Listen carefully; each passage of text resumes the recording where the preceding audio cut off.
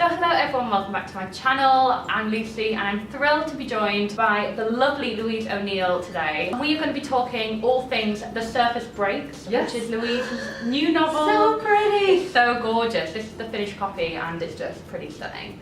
So Louise, you are the author of quite a few novels now, yes. both YA and adult. Yes, it's very strange. I mean, this is my fourth novel in 4 years, so it does feel like the last 4 years have been quite intense. Yeah. Particularly as obviously I was writing The Surface Breaks simultaneously with writing my first novel for adults, Almost Love. Yeah. So, I just thought, why not give myself a nervous breakdown? I mean, why not? Mix it up a bit, interesting. So, in your own words, what is The Surface Breaks about?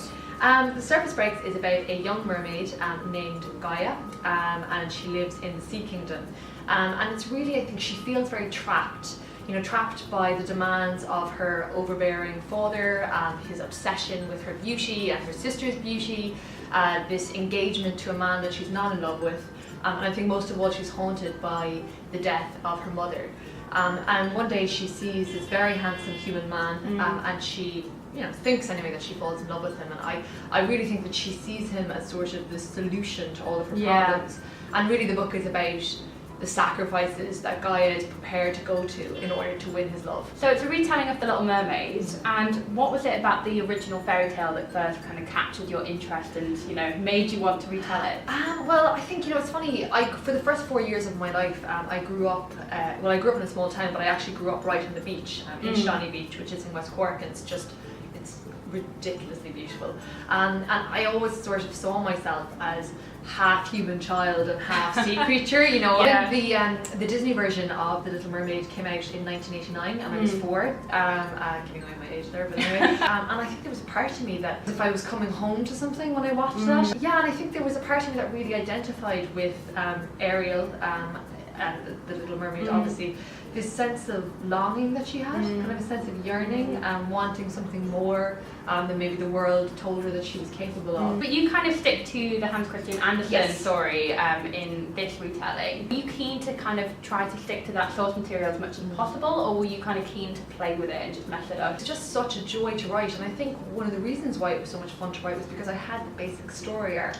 Yeah. I knew there was certain things that I was going to hit because I was a retelling of the original fairy tale. So it was going to start, with her 15th birthday, it was going to be the shipwreck, going to the sea witch, drinking the potion, to turn her tail into legs. If any of you have not read or are completely unaware of the original fairy tale, it's pretty brutal. Pretty brutal. And then, so I had the basic story arc, and then I could just play around in the spaces in between. So I had that creative freedom. So it was just a wonderful mix of being gifted, I suppose, the bones of it, being gifted the structure, and then just being able to just let my imagination run wild in between. Fairy tales, obviously this book is a retelling of a fairy tale, and there's been quite a lot of fairy tale retellings of past years, kind of a new kind of trend, I guess, in publishing.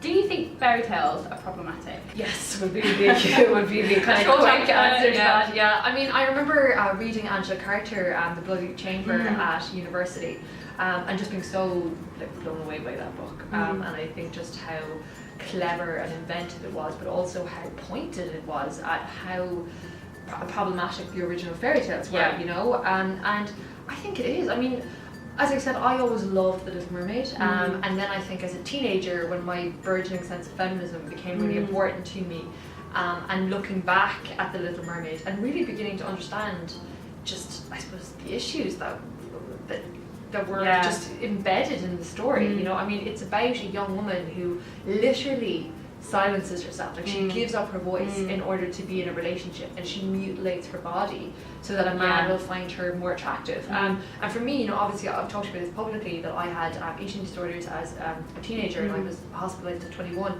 So for me as a young woman, I suppose inflicting harm upon my body in order to comply with, I think, very arbitrary standards of beauty, I began to think, well, like, what impact did that story have? And it's been interesting, whenever I talk about this, a lot of people are very resistant to that, but children are like sponges, and they pick up all of this, and they pick up all of this social conditioning, and the messaging in the original fairy tale is really dark when you actually look at it carefully. I mean, obviously we're having huge conversations at the moment around consent and sexual violence and what is rape, and sort of trying to broaden the scope of what we see as rape. And if you're reading these fairy tales to your children, and this is the sort of messaging that they're getting, that that it's okay to even just kiss a girl when she's asleep, I think it is problematic. You cannot say that it's not. You really describe in quite great detail the moments when Gaia gets her legs and walks for the first time, and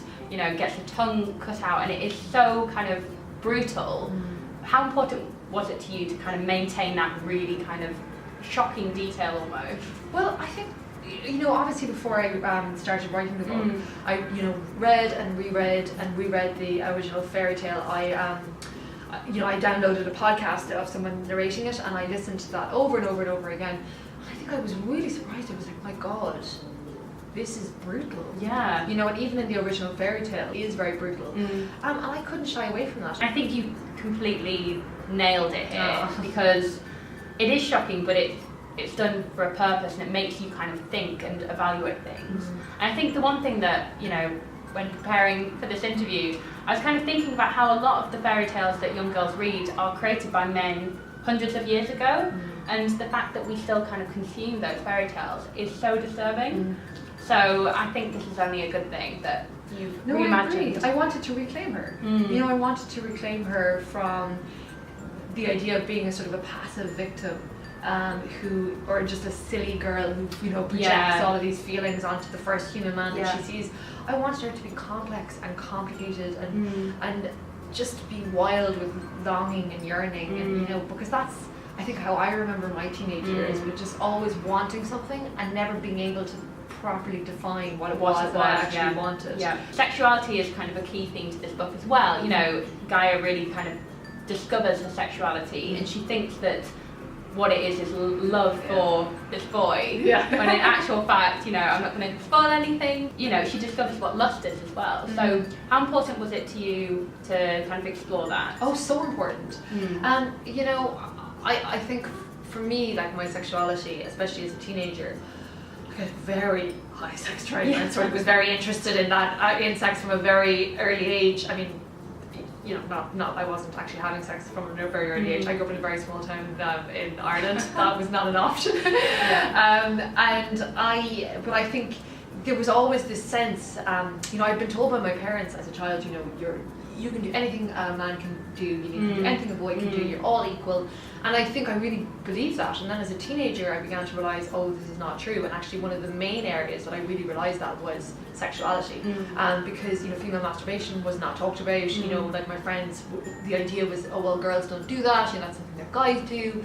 So I felt very ashamed of that side of myself. I think it's really important for me anyway, in this book, that, that her sexuality is something that it begins to blossom, and that she is quite confused by it as well, because she's never been told, she grew up in this very patriarchal society, and her beauty is the only thing that's valued. She's never really been told of herself that she can experience herself as a sexual being, that her sexuality is something that has to be taken from her by whatever man that her father chooses for her to marry. And there are two of my favourite characters, weirdly enough, were Eleanor, Ollie's mum, and the Sea Witch. Same here. I just loved how they were kind of, initially when Gaia meets them, she's disgusted by them because they're, either cruel, or the Sea Witch's case, ugly and fat and not kind of mainstream standards of beauty. But you kind of realise that these are really complex women who have just kind of like shrugged off, society's pressures and norms, and I just love those two characters. So no, I agree, and I think I suppose what's very interesting with fairy tales is that you see very often how there's a kind of a vein of both sexism and ageism running through it, where the witch is always seen as this old crone who's very jealous of the young woman's beauty and sort of lives on the margins of society. And for me, I suppose, with the Sea Witch, who as you said, because obviously in both the fairy tale and in the movie, she's described as fat. And in the last few years, the fat positivity movement is something that I've become really interested in, and I follow a lot of fat women on Twitter and on Instagram, and about reclaiming that as just as beautiful, because it's such an, it's as she says in the book, it's just a descriptive word. You know, it's exactly. It's as meaningful or as meaningless as Yeah. thin. But I think our society has attached all of these, you know, negative or positive connotations to those two words. So in my version of The Little Mermaid, like the witch has been sort of ostracized because of her sexuality and her comfort in her own body. And she's, to me, the most fascinating character in the book. 100%. Yeah. And then Eleanor, who is very ambitious, very driven, very intelligent, is also sort of punished for that. To me, I think it was really important to have a multitude of representations of women, because women can be and should be anything that they want to be. And the sulkers were just, you know, incredible. What did they kind of represent to you? Because they are kind of seen as, you know, from the start of the book, the kind of enemies against the mer people. Yes. So what did they kind of represent to you? Well, there's so much in it, I suppose, that from a political point of view. The othering, I think, of anyone that's different. You know, people have asked me, you know, how much of it was inspired by Trump, and I mean, I'm not going to say that because he's probably going to see me, but He's definitely watching the video right now. He's a real fan of the book, Belle. But I suppose, you know, we've all been watching what's happening, not just, you know, in the States, but in Russia, I suppose, the marginalization of anyone who is seen as different. And I wanted just, you know, just to look at that and to see how, you know, the sagas, which were, I had a lot of fun with the research for this book, because I did so much research into mermaids and mythology, and this is sort of in the Slavic tradition in Russia. Probably pronouncing it really wrong, but the Rusalkas is how I would say it. If you're Russian and you're watching, please correct me. And yes, they will be in sort of Russian mythology. These women who have died because they've been jilted at the altar, or they've taken their own life because of something really tragic that's happened, usually caused by a man. I didn't say it, but so I was really interested in that idea, and I suppose obviously, you know, there's one called Scythe, and for me, I suppose Irish women, there has been generations of, you know, Irish women having their bodies and their sexuality policed and tried to control by the church and the state, conspiring to do that. And her name is Scythe because it's spelled like, I know people have asked me already, they're like, how on earth do you pronounce this? Because it's like SADBH or something, you know, like ridiculous.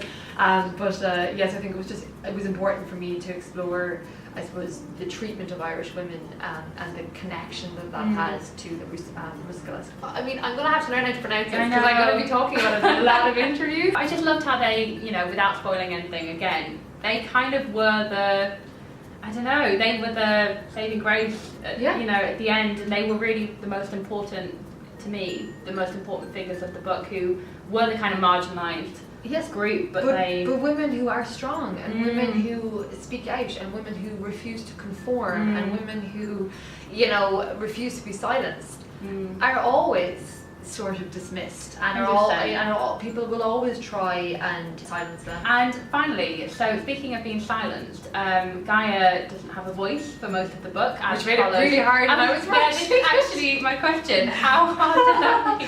It was dialogue. It was so funny because, like, when her voice came out, then I'd be like writing things.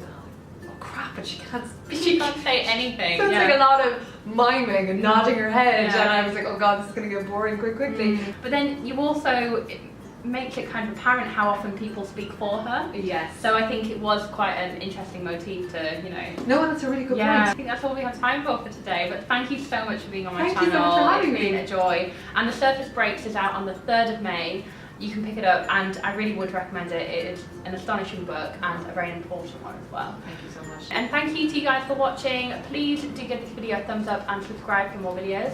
And I'll see you next time. Thank you. Bye. Bye.